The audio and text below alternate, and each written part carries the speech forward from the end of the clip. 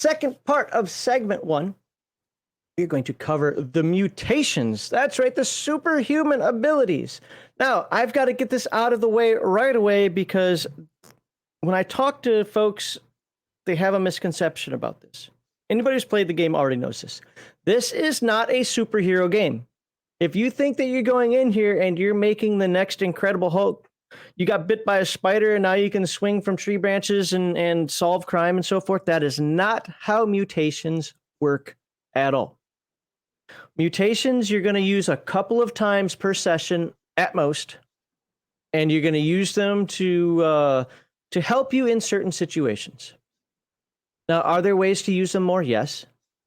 You could save up your mutation points, and we'll get into that in a bit. But ultimately, this is not a game where, oh, I've got wings, I'll just fly everywhere. No, that's not how it's going to work for you. You're going to be sorely disappointed if that's what you think it is. But you can use those wings to get you out of a sticky situation. Leave your friends behind. That's what you want to do. And there are other talents or other powers in the game as well.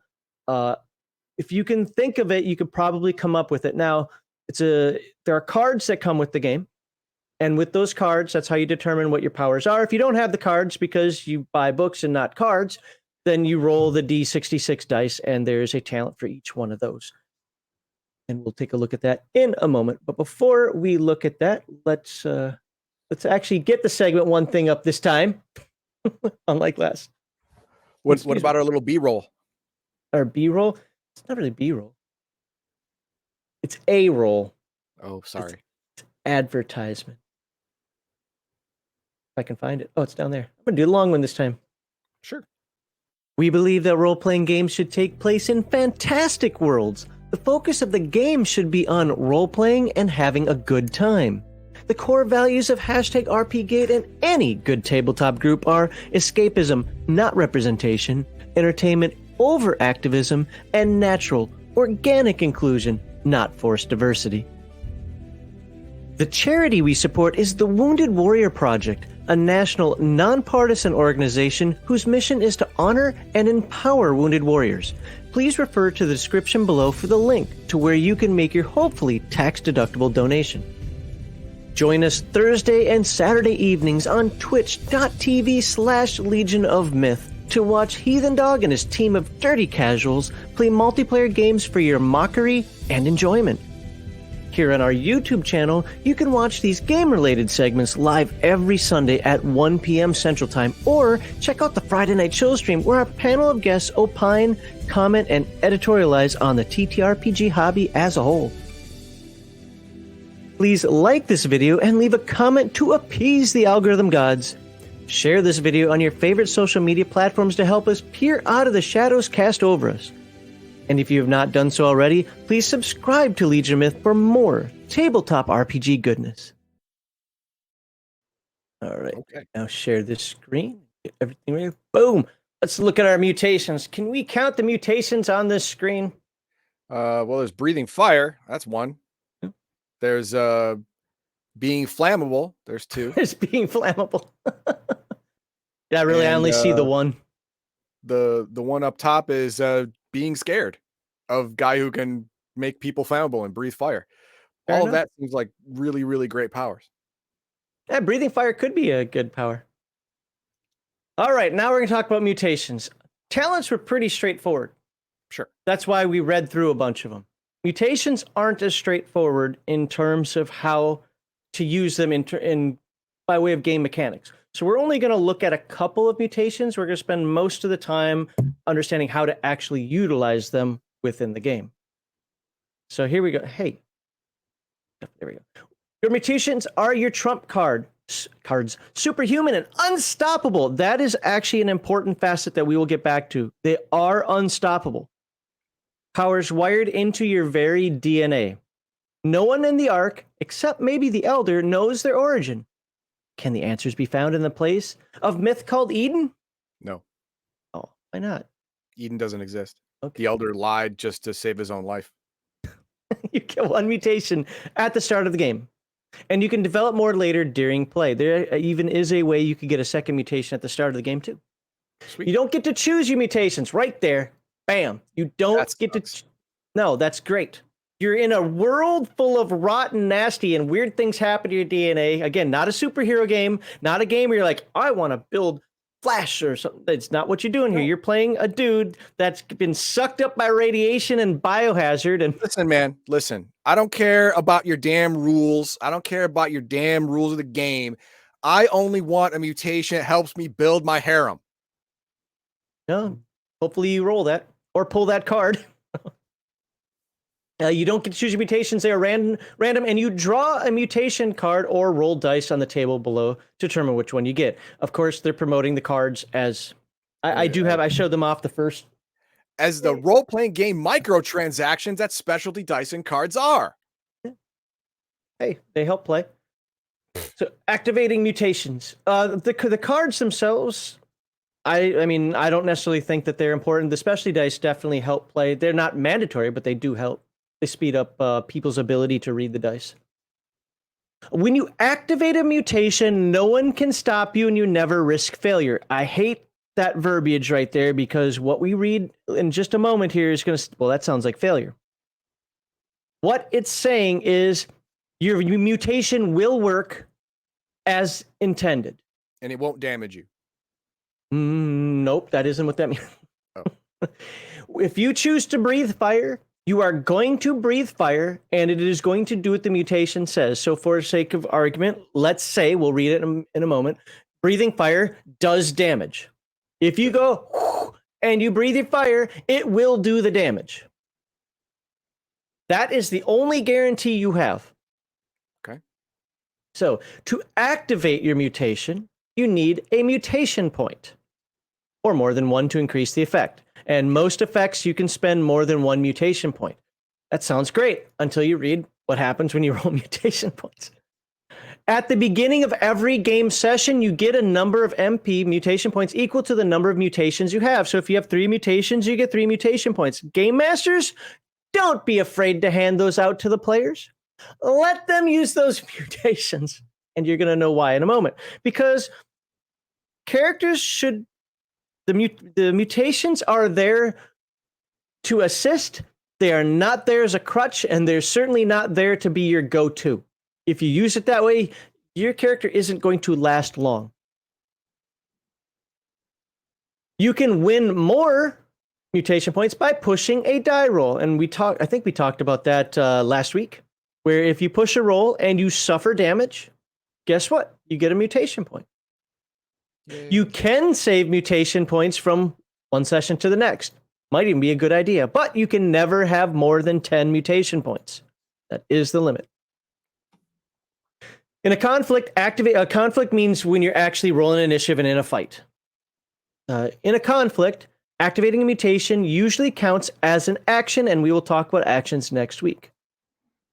This is not true for reactive or enhancing effects. We'll show what that means in a moment. They'll have a little E or a little R at the end. Sure. Read more about those below. Misfire. Okay. That you can't fail when using a mutation doesn't mean it's without risk. Roll 1 basic die, that's the yellow one, for each mutation point you use to activate a mutation. So if you spend 3 mutation points to activate a mutation, you're rolling 3d6. If you roll 1 or more biohazards, ones, the mutation misfires. So, this will still work.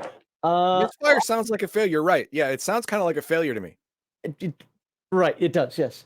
So I just rolled, I got a 3, and a 1, or a biohazard symbol. So we'll come back to that in a moment. If you roll one or more, the mutation misfires. It has the desired effect. Remember, he breathed fire. He flew. He turned his lizard his lizard body into armor. Whatever he was trying to do worked. But then it misfired. Roll 1 basic die to determine what. So I have 1-1. Mm-hmm. Okay, one of those things. So now I roll on this chart to see what happens. I'm going to roll the same die because it can't screw me twice, can it? Whoops, I didn't even roll it. I got a 3. The mutation consumes twice the amount of mutation points you intended to spend on it without increasing the effect. You Can't cannot drop below 0. Oh, yeah. so if you only had one to begin with and used it, it can't bring in a negative. This was This will mean nothing if you only had one to begin with. right. And no, you don't have to re-roll to get something bad. So let's look at what they all are, though, because these are going to happen in the game eventually. So the first one, you rolled a 1 to get here already, right? Yep. Well, now you roll another one to see what happens. Your mutant powers run amok, and you suffer 1 point of permanent trauma. Permanent. I don't like that. I don't like that. You choose which attribute is affected. At the same time, hey, you develop a new mutation. More chances to roll on the chart. Okay. You say, I mean, it is cool that you get another mutation out of it, but at the cost of, well, you know, let's say you chose wits. Your wits went from a 3 to a 2 permanently. Okay. You suffer the effect of the mutation and take as much trauma as your target. So you breathe fire. Remember when you said you can't hurt yourself with that fire? Well, guess what? Hang on. Okay. This is a real thing here. It doesn't say you roll up as much damage as your target. It doesn't say the fire does as much damage dice to you as your target. It says you take as much trauma as that's the end result, which means you have to go through the entire thing. If he takes 1 trauma, you get 1 trauma. He takes 5 trauma, you take 5 trauma. He takes 0 trauma, you take 0 trauma. That's what I'm reading here. Yeah, I've seen it run 2 different ways because a lot of times mutations ignore armor. But I think there are a couple instances where they don't. And I've seen game masters allow armor, like if it does 5 points of damage, but the opponent's armor soaks up 3 of it, the opponent takes 2 and you take 5, which I thought was mean. It is mean, and according to the reading of that, it's incorrect because trauma is the result after armor. It's actual damage received. Yeah, the argument is the intent of it was to do 5 points of damage. That therefore it did 5 fire. Okay. But to be at the same time, if I remember correctly, and I cannot remember if this actually happened or not, the character got to roll his armor as well to resist the 5. So it was 5 and it was 5 across the board, but his armor did this and his armor did that. I forget which power was actually being used, but it was one of those things where I was like, you know what? No, I'm just going to use end result also because the game's already dickish enough to the character. And in the game master section of this book, it says, look, the game is already out to hurt the characters. You don't need to add to that. Yeah. I mean, the creators of the game understand that it is a game that can be harmful to players, or not players, characters. Anyway, if the mutation doesn't cause trauma, you get disoriented instead and can't act at all in the next turn. Okay, the one that I rolled, we already saw that one. 4, the mutation locks down after this use. You can't use it again for the rest of the session. Okay. Whole day. Session. Yeah. What game day? Yeah. The mutation changes your appearance in some way. You choose how. The effect is only cosmetic, but it is permanent. I don't like this one. I think, anyway. Giant unit. There you go. There it is. But again, it's only cosmetic, so you get no benefit from that. Well, nope, you get no benefit. You do get a benefit. I mean, what if you say I have a big nose? You still have a big nose. Cosmetic. That's it. No. Yeah, cosmetic. It's called. That's what it looks like. That's what it is. It has no game benefit at all. Oh, sex has no game benefit. Come on. Okay, you're reading too much into this. I'm making my character in my head, and he's going to be awesome. Yeah, in your head, the mutation gets supercharged. You get back the MP you just spent, and you can immediately, in the same turn, activate the same mutation again against the same target or another. Wow, you get your money back, and you get to spin again. That's great. Yep. That is great. So, but there's only one great one. There are 5 the rest of them are either meh or bad. Yeah, but to be fair, remember, to get here, you have to roll the 1. Yeah. So you've already got a 1 in 6 chance. Was that 15%? Mm-hmm. And then if you do that 15% on here, you have whatever the percentage is of, you have 15% of something good happening after 15% of something bad happening. Anyway, that chart, This is a chart where I've seen game masters actually expand it out. I've actually seen a D66 chart on this vice the D6. I did not download it. I did try to find it before we started covering this game a couple weeks ago. I couldn't find it again. I don't know what to look for, but if you find it, I would suggest using the D66 chart instead of this one. It's not clown shoes, well, any more than the game already is. It doesn't do anything really goofy, but it does have a few more positive aspects to it. Happy accidents do, happen. Yeah. So, in case you weren't sure, permanent trauma is truly permanent. Your attribute score is permanently reduced by 1 step. This means your body and mind will slowly degenerate as you get more and more mutated. This is what it means to be a mutant. This is why you're looking for Eden, because you're hoping to cure that. New mutations. When you manifest a new mutation, just draw 1 new mutation card. The reason, again, why they're pushing the draw, you can say it's for sale, sure. But the other reason is because once a card is removed, it's removed. There is no duplication of the effect. Or roll once on the mutation table in this chapter. You can never have more than 4 mutations. And thank you. Reactive effects are. Most of this is going to be, we're going to look at it now, but most of the understanding of this is going to be for next week when we talk about combat. Some mutations have what's called reactive effects. These are marked as an R on the mutation cards and in this chapter. In a conflict, you can activate a reactive effect any time you want and any number of times in a single turn. Okay, so that's different than like spending an action. You can do this whenever you want and as often as you want, but you do have to spend a mutation point each time you use it. Enhancing effects. Another type of mutation is the enhancing effect. These are marked with an E.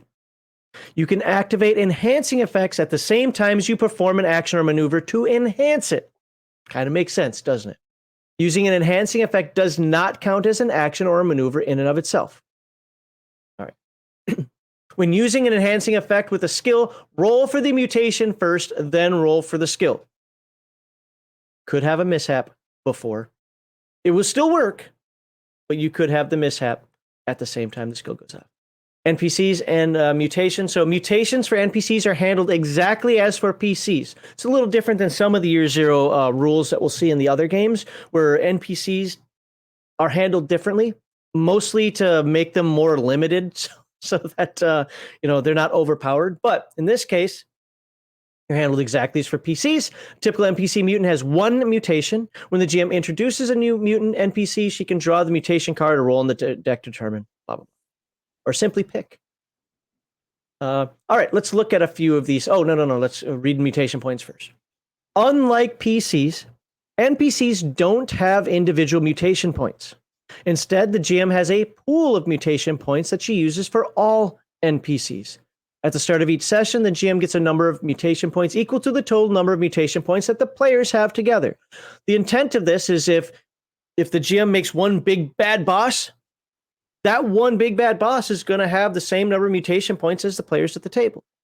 If the GM has multiple different mutants throughout the session, well, each one's probably only going to have 1 or 2 mutation points, just enough to have a trick and then be murdered by the players. During the session, the GM can earn more mutation points for her pool by pushing rolls. I want to say, no, I'm not going to get it. It's not this game. So, all right. So let's look at certain mutations. Okay. Let's look at the chart. I want to find the chart first. Acid spit, gross, don't want it. Well, let's look at the chart. It's in alphabetical order, too. Okay. You can see it, right? Amphibian, gross, don't want it. Corpse eater, oh my God, get out. Well, that's your cannibal right there. Yeah, I don't want that. Okay. Extreme reflexes, put a pin in that. Flame breather, lame. Forearms, no, worse than 4 eyes. Frog legs, get out of here, get into my stew. Human magnet, that sounds like fake news. I don't like that. Human plant, nope, gross. Insectoid, gross. Insect wings, kill it with fire. Luminescence, you're my nightlight, shut up in the corner. Man beast. Well, you got beast in your name. That means someone's talent works on you. Mind terror. That sounds good too. Put a pin in that. Puppeteer. I like to do my manhandling physically, not with my brain. Parasite. Pathokinesis. It's like Mess with people's minds. like emotional movement. I don't know, whatever. I think it's illusions. Pyrokinesis, reptilian, rot eater. That's probably useful, but gross. Sonar, spores. That sounds bad. Sprinter. Yeah, run away, baby. Telepathy, tracker. Okay. Two of them. I got two of them I want. Okay. First is going to be extreme reflexes. That sounds like it could be useful. The next one is going to be, I forget. Extreme reflex. There we go. You have superhuman reflexes, and you can add 2 mutation points spent to your initiative roll per mutation point. So if you spend 1 mutation point, you add +2 to your initiative. Remember, you're rolling a d6. That's a pretty good bump. If you decide for whatever reason to add 3 mutation points, that'd be dumb. But sure, you can add 6 to your initiative for whatever reason that might be. You need to spend the mutation points before rolling initiative. You can even use this effect to increase your initiative score by +2 during combat, so after you've rolled initially, but then it will cost you a maneuver. Okay. You can fight or shoot an enemy a second time in the same turn. Awesome. The extra attack costs you 1 mutation point. You don't get an extra maneuver. Copy that. And dodge when someone fights you or shoots at you. Every mutation point spent reduces the damage. Okay. But you must activate the effect before you roll for armor. Yes. You can't wait until it gets through your armor because then you let it hit you already. Yeah. I get it. So yeah, that's pretty good. It's okay. It doesn't have enough utility for me. It's okay. Okay, let's look at the list again. I got one more. Human magnet is stupid. We're not doing that one. Which one was it? Form from human magnet, man beast, mind terror, puppeteer, parasite. Oh crap! But what was the other one? 30. Mind terror. That's it. Okay. Mind terror. Let's look at mind terror. Sounds like a nightmare fuel. There it is. All right. Your brain has the ability to affect the minds of others and create vivid hallucinations at up to near range. And we'll talk about ranges next week. Okay. Torment your victim with visions that inflict confusion or doubt, your choice. So Beautiful. You can lower the wits or empathy. Equal to the number of MP spent. By the way, obviously because it's confusion or doubt, but just for the sake of argument, it doesn't say armor protects. Nope. It doesn't say it doesn't either, but yeah. Well, it doesn't. It wouldn't. Yeah. You can confuse others to make them miss the next action. It only works on humanoids. Okay. Costs 1 MP per victim. So you can do this on multiple victims. Yes. And you can create an illusion so grand the victim will believe it to be real. Okay, this is my jam right here. This is what I want. Mind terror, enforcer, boss. I am king of the arc. This is it. King of the arc. Y'all work for me now. That's the way it is. I just beat the game. Excellent work, Heathen Dog. Well, you didn't, but okay. Excellent work. You'll go down in history, obviously. There were a couple I wanted to look at to show. Probably the rot one. Yeah, Rot Eater is an important one, so I'll do that. Acid Spit, Amphibian, Corpse Eater, Flexus, Flame Breather Form. I would probably do Four-Armed and Rot Eater. Spores was another one I wanted to look at too. I know what it is, but I want to show what these differences are. So let's look at Four-Armed first. Now remember, you are playing a game of mutants. There is nobody other than the Elder that exists that is not a mutant. So if you're like, I want my character to be normal. No. You are playing the incorrect game for that. It's not going to happen. Well, you can just never use your mutant ability. If it's not physically apparent, then no one can prove you have one. You could choose that. Nobody'd believe you because everybody's a mutant in the world except for the Elder. What? I'm not you. You're weak. I'm strong. That's how it works. Again, nobody will believe you because the Elder is the only one not a mutant. He was until I was born. That's my story. That's my story. And nobody's going to believe it. So. That's fine. That's fine. You have 4 arms rather than 2. You can fight twice in a row in the same turn. The extra attack costs you 1 mutation point and your maneuver for the turn. Maneuver is I hate the action. Maneuver is a fast action. Action is a slow action. Defend yourself. What's that? Then there's a free action, I imagine. Well, not officially, but yes. These enhancements are kind of like free actions. Defend yourself against several close attacks in the same turn. Every defense after the first costs you 1 mutation point. And again, we'll talk about defense next week. And climb with ease. Because you have extra arms, you can spend 1 mutation point instead of rolling a move roll when performing a difficult climb. Oh, you don't have to roll. You just make it. Yep, you just make it. All right, cool. I can dig that. Except you have 4 arms, so you're worse. So whatever. Rot Eater, yeah, that's a good one. You want to protect your people who eat rot. That sounds like I don't, but okay, go ahead. Well, you are totally insensitive to the effects of the rot. You take rot points normally, but you can spend 1 mutation point to eliminate 1 point of trauma from the rot. Okay. Spend 1 mutation point to use 1 of your rot points to recover 1 point of any attribute. Oh, You can't use permanent rot points, and again, we'll talk about that later. Not today. Emit concentrated rot at an enemy at arm's length, so melee combat. Inflict 1 point of damage for every mutation point you spend. Each point also requires 1 point of rot, which is consumed in the attack. That's a good thing. Get rid of it. You're always trying to find a way to get rid of rot, but you cannot use permanent rot. Permanent rot is what will end up degrading your character into nothingness eventually in the game. If you don't find Eden. If there's one aspect of this game makes you lose all hope, because to be fair, the world is dark, it is creepy, it is full of rot, it is full of biohazard, nasty, yada yada. The game actually has hope. Between Eden and you building up your arc, the game does have hope. You just have to get there. Chances are you're not going to do that with your first character. Because the rot will mess you up. And permanent rot will, as a cancer, will finally win at some point.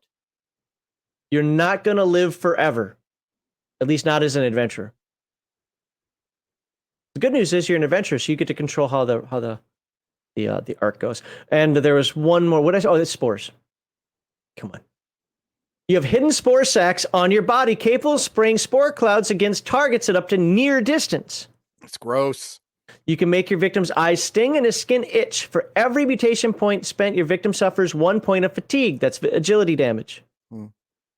Stinks so horribly that the victim chokes or suffers severe nausea. For every mutation point spent, your target suffers 1 point of damage. Armor has no effect. Well, yeah, you're breathing it in. Yeah, I get it. And then finally, obscure you. Hidden in the cloud, you can escape from a conflict without rolling move. That's what I thought. There is an escape option in the game. If I remember correctly, it's called Retreat in Forbidden Lands. I forget what it's called here. I think it is just a move roll or just escape, whatever. But you can escape from conflict without rolling a move. You just poof, God, and you're gone. It's like a magic trick. Yeah, one that works. So, and you can see the other ones here. You can read the rest on your own. If there's one that we didn't read that you really wanted us to, well, get the book and you can read it yourself. Those are the mutations. Always work. Always work once you spend the point. However, don't forget about the mishap. So, and that's it. Like I said, today wasn't meant to be a hugely long day when it came to these. Next week, we're going to talk about conflict and trauma. This is going to be like skills. This one's going to be a long one again. But that's because there are lots of facets to it. You're going to find out that it is a rules-like game. It's fairly simple, but there are aspects of it for you to consider. There we go. This guy isn't. He's not feeling well. Yeah, he's going to get eaten by somebody. Yep. All right, what are the starred comments? All right, here we go. Some here. Crafty says, oh, so it's cool to hand out mutations, but hand out momentum. Yeah, this is a better game.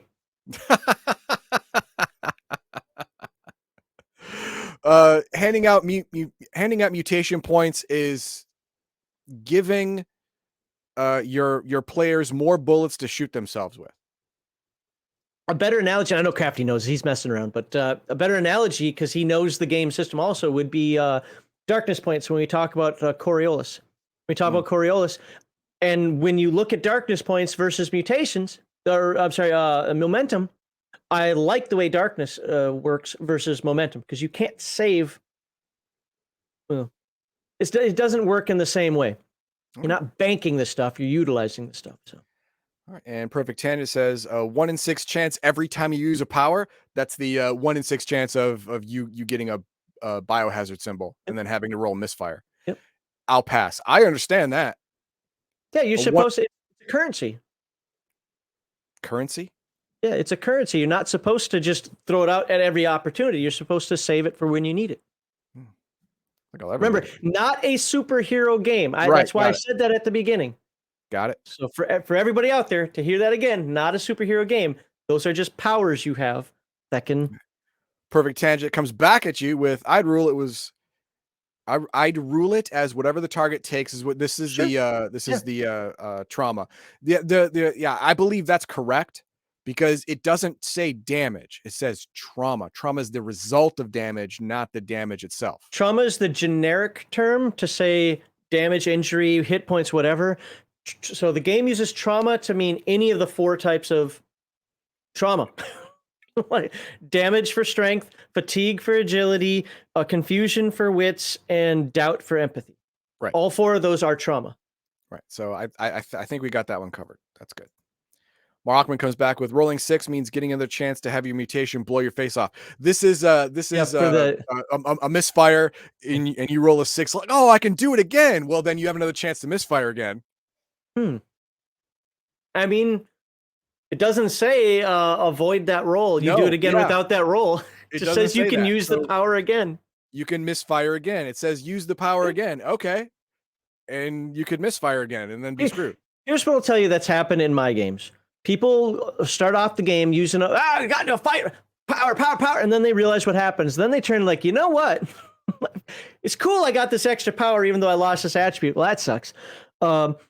I'm going to save my powers, but ultimately there's a spirit of the game. When you go into the game, you should know what you're getting into. Again, if I were to run the game and somebody wanted to play it like a superhero game, that person would be playing badly. Well, that's how I want to do it. I don't care. You're a bad player because you're not playing within the spirit of the game. Sure. Every game has a spirit of some sort that you are supposed to play within. If ultimately, Heathen Dog's not a big fan of mutations and so forth. And there's an aspect of this game which we'll get into in the 4th series of this, Mutant Elysium, where they're not mutants. They're perfectly normal humans. He'd probably be much more interested in that one. Of course, there's drawbacks with them as well. Sure. But you're playing a mutant in this post-apocalyptic world. If that is not what you want to play, then don't play the game. That's what the game is about. Is that it? Yeah, that's all of it. Okay. Yeah, it says can use again, right? Yeah. Again, anybody who starts quoting, now I'll tell you this, in a game, if you start quoting rules to me, I will just go out of my way to change the rule on you right then and there. Fuck you. Sorry, shouldn't be cussing this RPG Digest. Forget you. I'm the game master. I'm making the ruling. Shut the book. We're playing the game. But the rule, I don't care. I mean, this game is written so simply that nobody should be arguing about rules anyway. But if somebody's going to get that pedantic about, well, it says, I don't care what it says. I'm running the world. This is my game. I'm the game master. Don't like it. There's the door. You know how many people have had leave my games? I can't think of any off the top of my head. Yeah, not off the top of my head. Have I made bad decisions? Sure. But the point is sometimes when Heathen Dog and I read this, so one of the things that he did today when he was reading, well, by the verbiage of that, I get it. I am much more, if you ever sit at my table, I am much more into the spirit of the law than the letter of the law. What, you can't know the author's intent.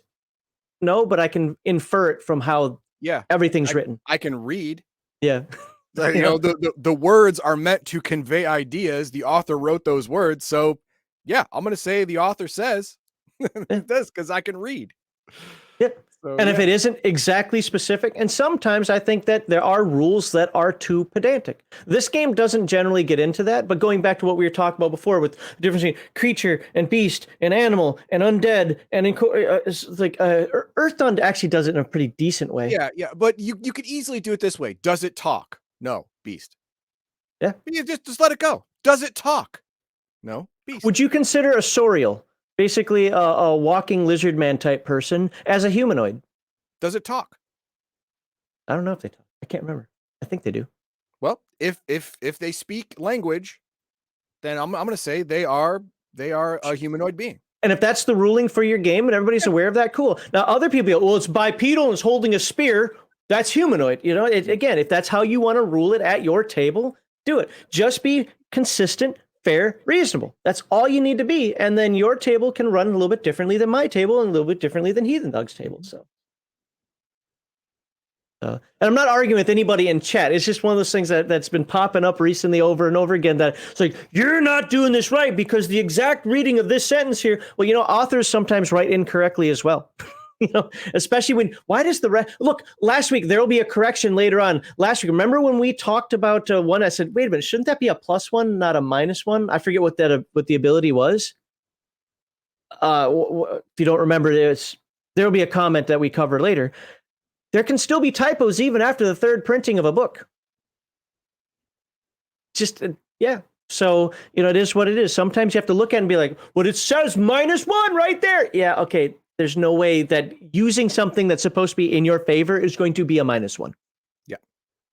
So, all right. With that, I hope we covered talents and mutations well enough for you. And yeah, look forward to next week. Again, next week, hopefully it won't be too long, but we are going to do a couple of combat examples, and we're going to talk about ranges. We're going to talk about movement, talk about how the skills are used. We're going to talk about the 2 different types of actions. Weapons and armor. Definitely weapons and armor. And now this game does weapons and armor differently than some of the other Year Zero games. Uh-oh. This one, armor is a dice roll. However many successes you get determines how well your armor works. Other Year Zero engine games simplify it and just say, look, man, you got 2 armor. That means it reduces 2 damage. All the time, you know, day or night, rain or shine. So anyway, look forward to talking about that next week, and also look forward to Heathen Dog segment 2 today. So see you there.